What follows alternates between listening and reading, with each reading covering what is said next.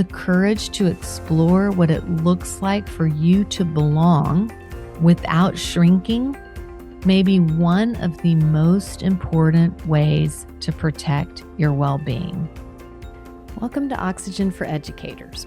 I'm one of your hosts, Michelle Kinder. It's our hope to bring you thought-provoking, unscripted conversations full of actionable ideas to fuel your important work in the world. Thanks for tuning in. This space is for you. Hi there, I'm Michelle Kinder, and in this episode of the Radical Hope series, we're talking about belonging. Some of the narratives around belonging make it sound simple. Find your people, find your place, be part of the community. But in many environments, especially professional ones, belonging can get complicated.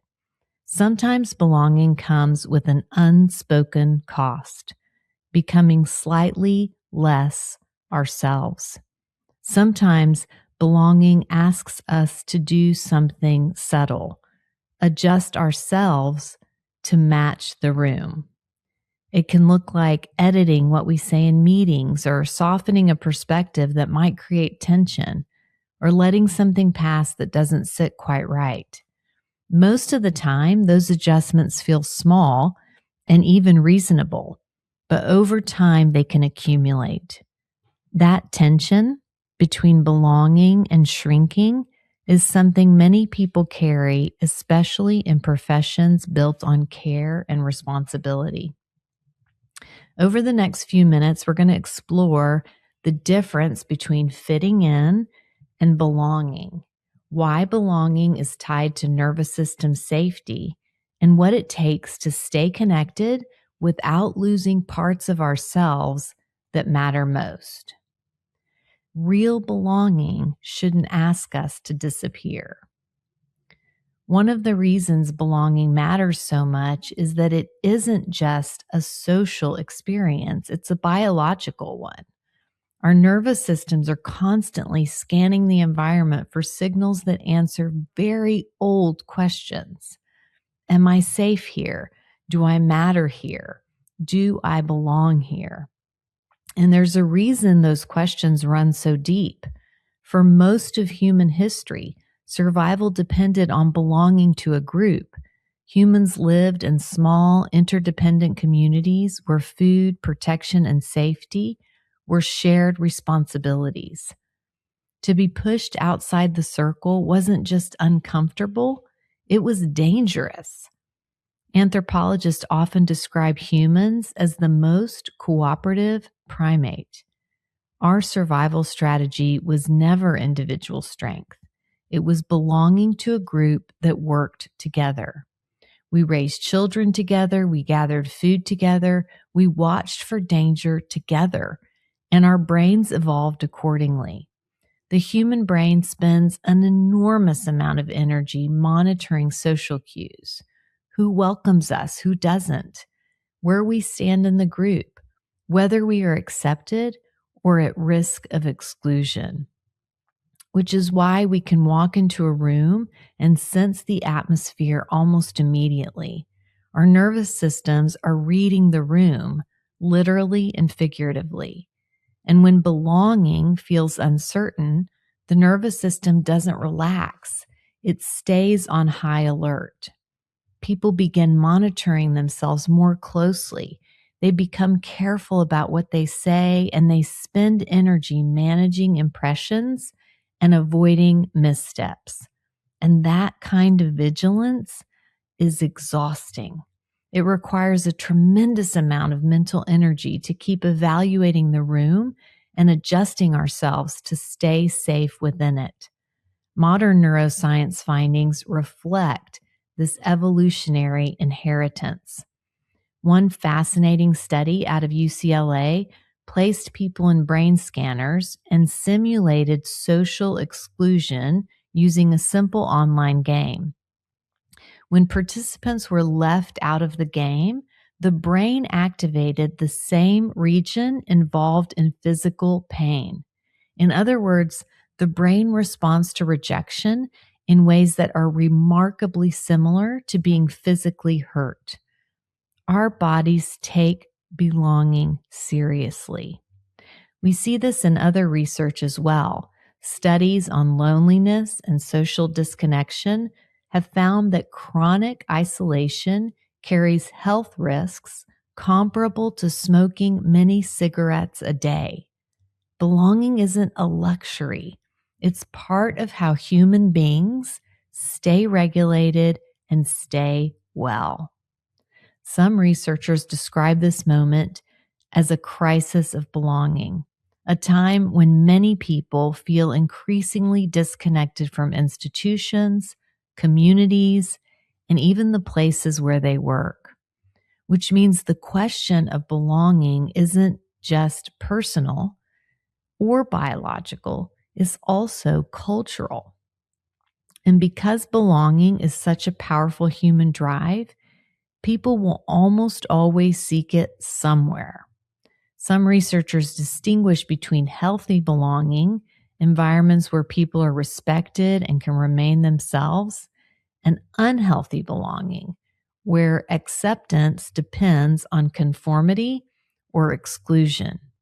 When healthy belonging is absent, people will often attach to whatever form of belonging is available.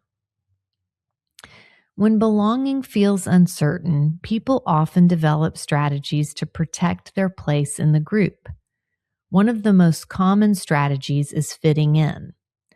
Author and researcher Brené Brown offers a helpful distinction here. She writes that fitting in is assessing a situation and becoming who you need to be, while belonging is being accepted for who you are. What's fascinating is how strongly human beings respond to the pressure of a group, even when the group is clearly wrong. In the 1950s, psychologist Solomon Asch conducted a famous experiment on conformity. Participants were asked to complete what looked like a simple visual task, identifying which line matched the length of another line.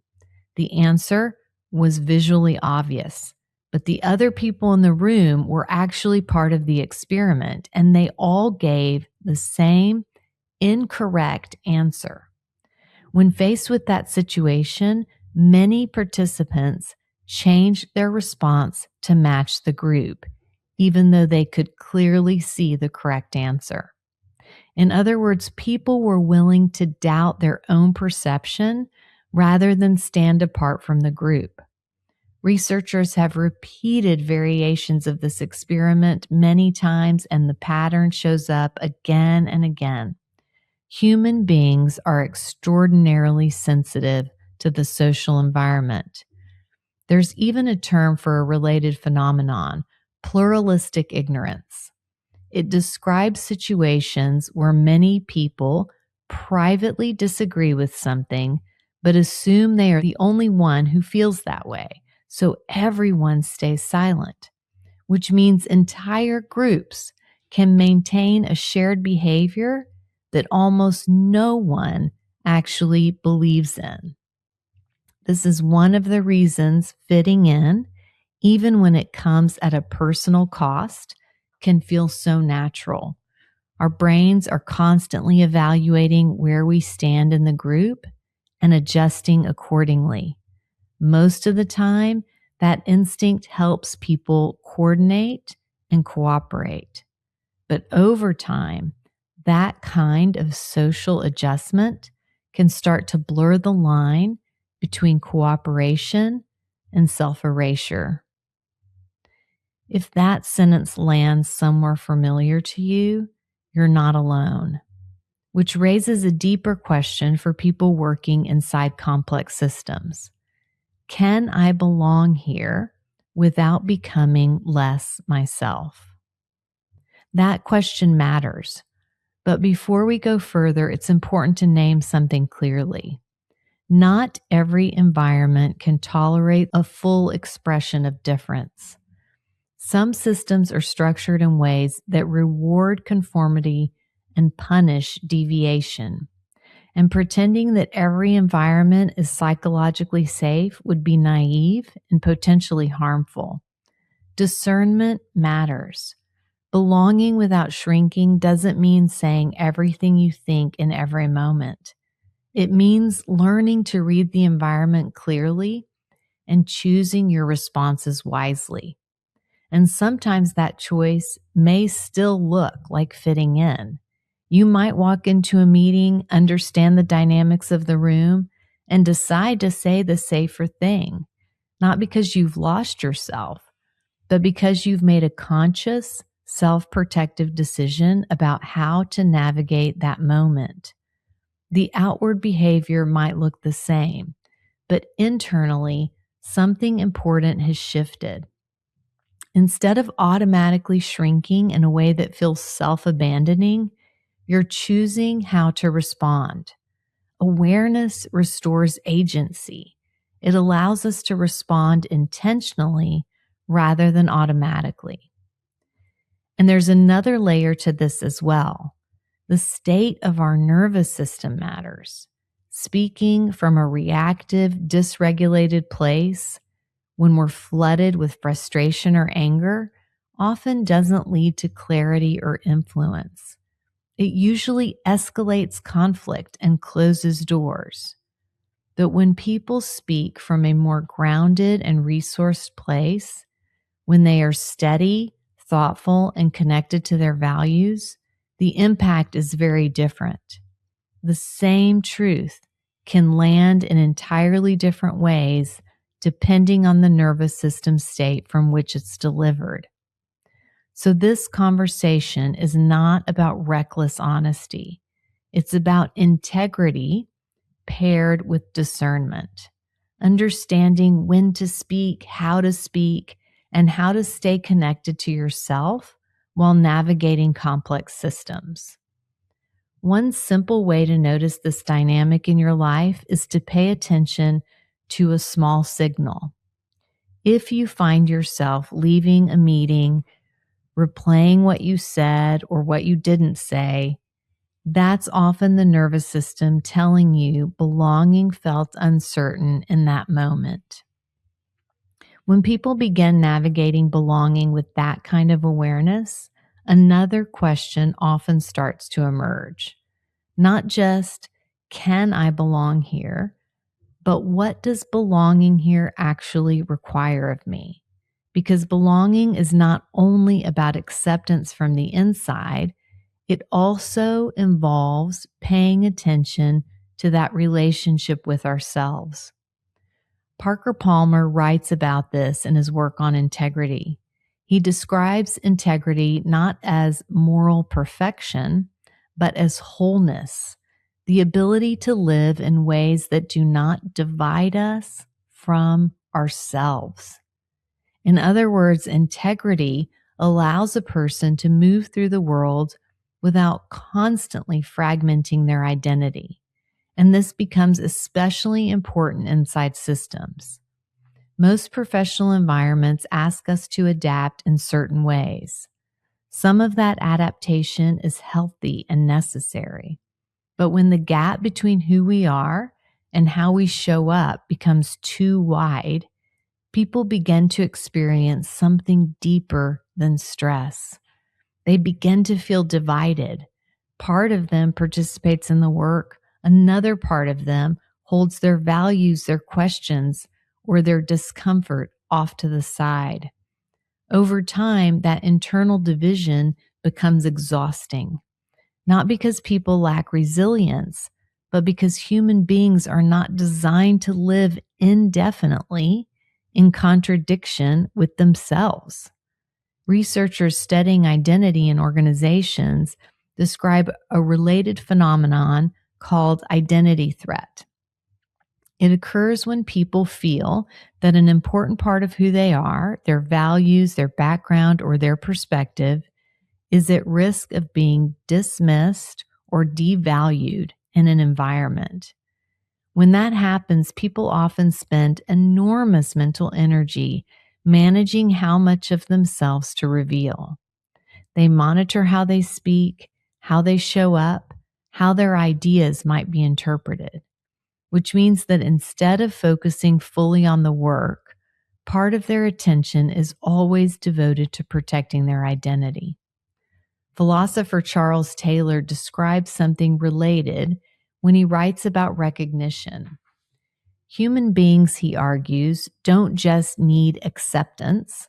We need to feel that important parts of who we are seen and acknowledged by the communities we inhabit. When recognition is present, people feel grounded. When it's absent, people often experience a persistent sense of invisibility. This is where the work of psychologist Tama Bryant adds an important layer.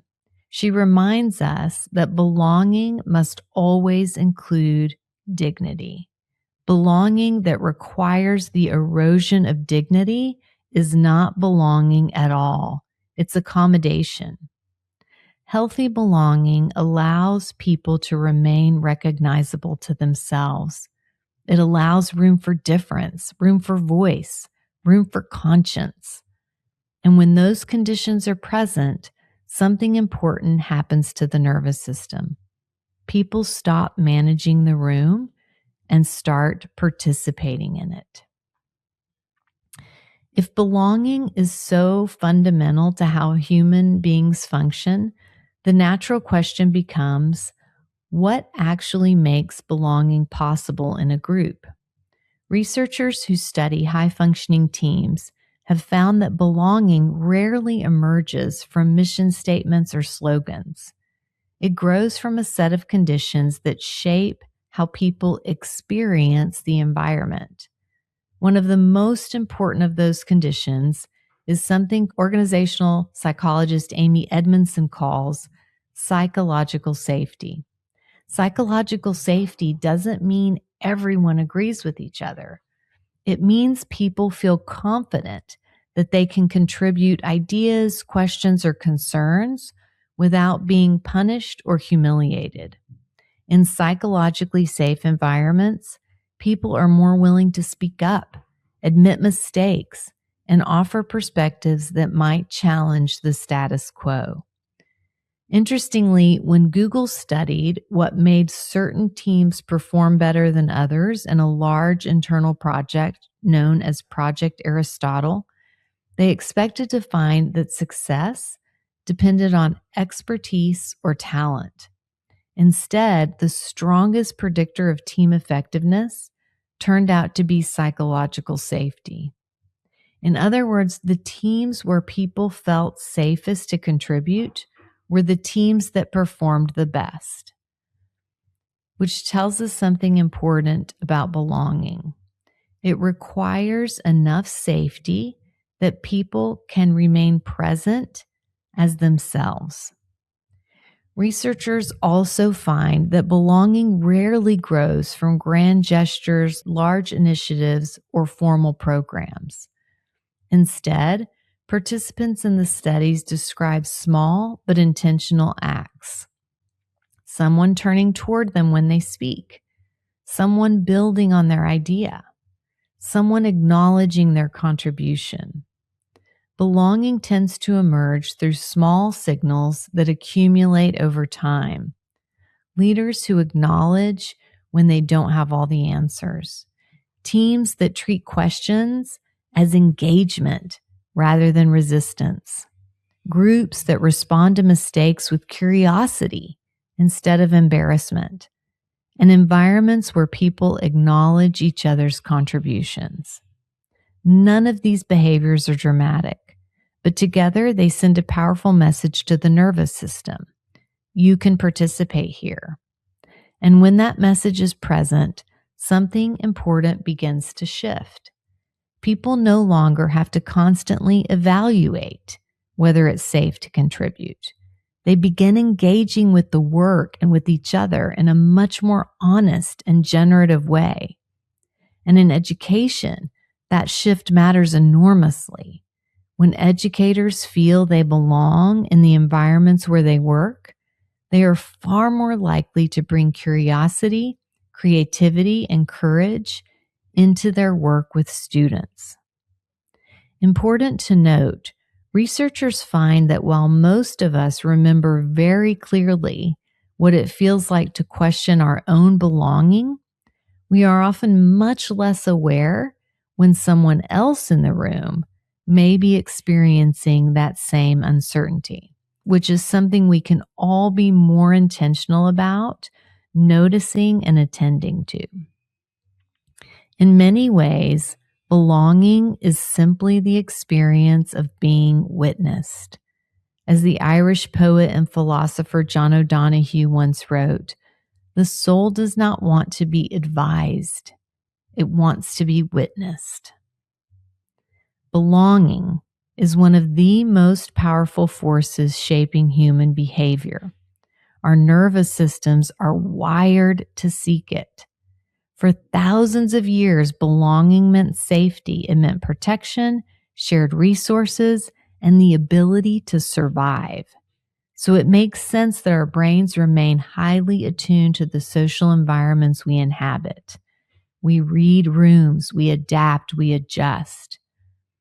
Much of the time, those instincts help the groups function. But belonging becomes complicated when adaptation slowly turns into self-erasure. When the distance between who we are and how we show up becomes too wide. That's the tension many people are navigating today. Not just how do I belong, but how do I belong without becoming less myself? And the answer is rarely simple. It involves discernment, understanding the systems we move within, recognizing when to speak, when to observe, and when to protect our own well-being. It also involves awareness, the shift that happens when we move from automatic self-editing to conscious choice. Sometimes the outward behavior may look the same, but internally something has changed. We figured out how to remain connected to ourselves. And perhaps the most important part of this conversation is that belonging is not something created by individuals alone. It emerges from how people show up for each other, in the signals we send, in the dignity we extend, in the space we make for another's voice and perspective. Over time, those small interactions create environments where people no longer need to constantly manage themselves in order to remain part of the group. They can participate freely and creatively. When that happens, both individuals and communities become more capable of learning, questioning, and growing together. As poet Mark Nepo writes, to belong is to stand inside the circle of care. Belonging in its healthiest form allows us to remain recognizable to ourselves while contributing to something larger. And in complex systems, the courage to explore what it looks like for you to belong without shrinking may be one of the most important ways to protect your well-being. Thanks so much for listening. We'll see you next time. Thanks for joining us for this episode of Oxygen for Educators. Please like, share, and follow, and if inclined, leave us a 5-star review so that we can keep making content for you.